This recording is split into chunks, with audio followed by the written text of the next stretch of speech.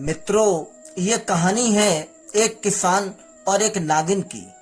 किस प्रकार एक नागिन एक किसान से अपना प्रतिशोध लेती है। मित्रों, ऐसी मानता है कि जो भी इंसान इस कहानी को ध्यानपूर्वक सुनता है वह जीवन में कभी भी दुखी नहीं रहता, कभी भी गरीब नहीं रहता, क्योंकि ये कहानी है एक इच्छाधारी नागिन की। और जैसा कि आप सब जानते हैं कि इच्छाधारी नाग या नागिन के पास एक मणि होती है जिसमें अद्भुत शक्तियां होती हैं। तो वीडियो शुरू करने से पहले अगर आप चैनल पर नए हैं तो चैनल को सब्सक्राइब करें। मित्रों, बहुत समय पहले की बात है। एक किसान प्रतिदिन अपने खेत पर काम करने के लिए जाता था। वह अपने बैलों की सहायता से अपने खेतों की जुताई करता था। एक दिन की बात है, किसान ने अपना सारा खेत जोत लिया। बस खेत के चारों कोने ही शेष बचे थे, जो कि किसान फावड़े की सहायता से अपने खेत के कोनों की जुताई शुरू कर देता है। वह खेत के 3 कोने जोत चुका, बस एक कोना जोतना शेष था। जैसे ही वह खेत के चौथे कोने की जुताई शुरू करता है, उस कोने में एक सांप की बामी थी। किसान ने जैसे ही अपना फावड़ा चलाया, उस बामी में एक सांप जो कि किसान के फावड़े से कटकर 2 भागों में विभाजित हो गया और कुछ समय उपरांत उसने अपने प्राण त्याग दिए। किसान को बहुत दुख हुआ। वह कहने लगा कि हे भगवान, अनजाने में मुझसे ये कैसा अपराध हो गया। तभी उसने देखा कि बामी में एक छोटा सा सांप का बच्चा बाहर निकल आया। किसान ने सोचा, मैंने इस बच्चे को अनाथ कर दिया, अब इस बच्चे का क्या होगा। तभी उसने निर्णय लिया कि मैं इस बच्चे को अनाथ नहीं होने दूंगा, मैं इस बच्चे की परवरिश करूंगा। यह सोचकर किसान उस सांप के बच्चे को अपने साथ लेकर अपने घर आता है और सारा वृतांत अपनी पत्नी को सुनाता है। उसकी पत्नी भी काफी रहमदिल औरत थी। वह पति के निर्णय में अपना सहयोग देती है और किसान और उसकी पत्नी दोनों मिलकर उस सांप के बच्चे की परवरिश अपने पुत्र के समान करने लगे। इधर किसान के जाने के उपरांत नागिन अपनी बामी में आती है और देखती है कि बामी फूटी पड़ी है और उसका पति वहीं 2 टुकड़ों में मरा पड़ा है और उसका बच्चा भी वहां नहीं था। नागिन बहुत दुखी होती है, उसका सारा परिवार उजड़ गया। तभी नागिन को बहुत क्रोध आता है और वह कसम खाती है कि जिसने भी मेरे परिवार को नष्ट किया, मैं उसके सारे परिवार को एक एक करके नष्ट कर दूंगी। इसी प्रतिशोध की अग्नि में जलकर नागिन पता लगाने के लिए कि किसने मेरे पति का वध किया, वह अपने पति के इर्द गिर्द छुपकर बैठ जाती है। और दूसरे दिन प्रातः किसान रोज की तरह अपने खेत पर काम करने आया तो उसने सोचा जो खेत का कोना शेष रह गया उसकी भी जुताई कर दें। मित्रों, किसान अपने फावड़े को लेकर उस कोने पर पहुंचा और जुताई करना शुरू कर देता है। लेकिन कहते हैं कि हमारे कोई भी कर्म अच्छे हों या बुरे छुपते नहीं हैं। ठीक वैसे ही कि जैसे ही उस किसान के फावड़े पर सांप का खून लगा हुआ था, जिसे नागिन ने देख लिया और उसने जान लिया कि इसी किसान ने मेरे घर को, मेरे परिवार को उजाड़ दिया। नागिन अपना बदला लेने के लिए उस किसान के पीछे पीछे उसके घर आ जाती है, मगर किसान घर के अंदर चला गया और नागिन घर के अंदर प्रवेश नहीं कर पाई, क्योंकि तभी उसकी पत्नी ने दरवाजा बंद कर दिया। नागिन घर के अंदर जाने का मार्ग ढूंढ रही थी और जब नहीं मिला तो घर के बाहर ही छुप गई। कुछ समय बाद जब दरवाजा खोला गया तो नागिन चुपके से घर के अंदर प्रवेश कर गई और घर में छिप गई, यह जानने के लिए कि किसान के घर में कितने लोग हैं, क्योंकि उसे एक एक करके किसान के परिवार को नष्ट करना था। तभी उसकी नजर पालने में लेटे बच्चे पर पड़ी और नागिन ने पालने पर चढ़कर उस किसान के बेटे को डस लिया। उसे लगा कि बच्चे को डसने से किसान को एहसास होगा कि बच्चे को खोने का दर्द क्या होता है। तभी किसान की नजर बाहर जाती नागिन पर पड़ी और उसने जान लिया कि इस नागिन ने मेरे बच्चे को डस लिया।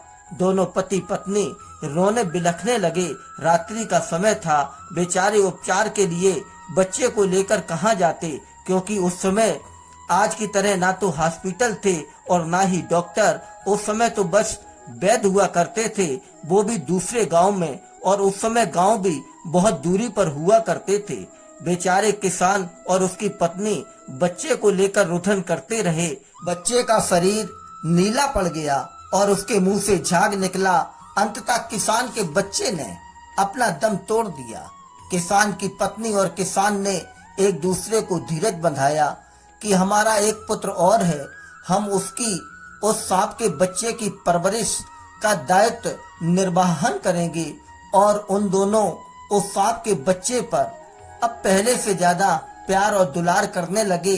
कुछ समय बाद वह नागिन पुनः किसान के घर आई अपना प्रतिशोध लेने, तो उसने देखा कि किसान और उसकी पत्नी एक सांप के बच्चे को दूध पिला रही हैं और उसे अपना बेटा, अपना पुत्र कहकर दुलार कर रहे हैं। तो नागिन को बहुत आश्चर्य हुआ, क्योंकि उसने अपना पुत्र पहचान लिया। वह पश्चाताप करने लगी कि मैंने इसके पुत्र को डस लिया और यह दोनों तो मेरे पुत्र को दुलार कर रहे हैं, ये दोनों तो बहुत ही धर्मात्मा हैं।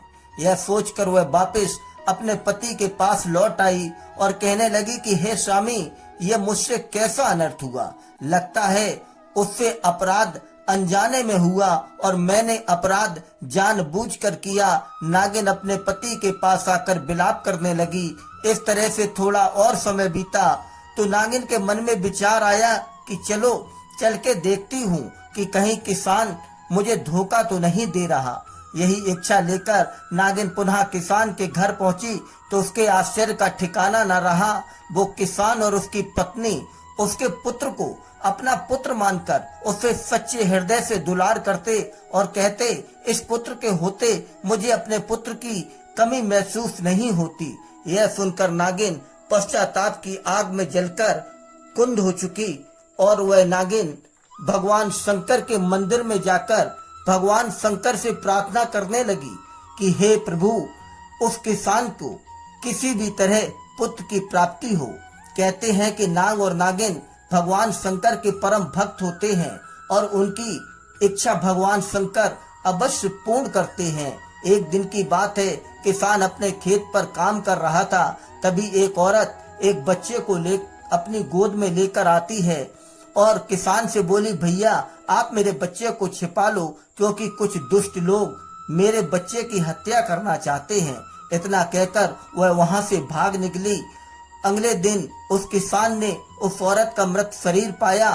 उसे पता ही नहीं चला कि वह औरत कौन थी और कहां से आई थी। किसान और उसकी पत्नी उस बच्चे की परवरिश अपने बच्चे सांप के उस बच्चे को, जिसे वो अपना पुत्र मानते थे, की तरह करने लगे। नागिन एक दिन स्त्री का रूप धारण कर किसान के सामने पहुंचती है। क्योंकि वह इच्छाधारी नागिन थी, इसलिए वह कोई भी रूप धारण कर सकती थी। किसान से बोली, भैया आज मैं आपको एक अनमोल उपहार देने आई हूँ, इसे कभी किसी को देना मत और मेरे इस बच्चे पर अत्यधिक विश्वास मत करना, क्योंकि हमारी प्रजाति ही ऐसी होती है।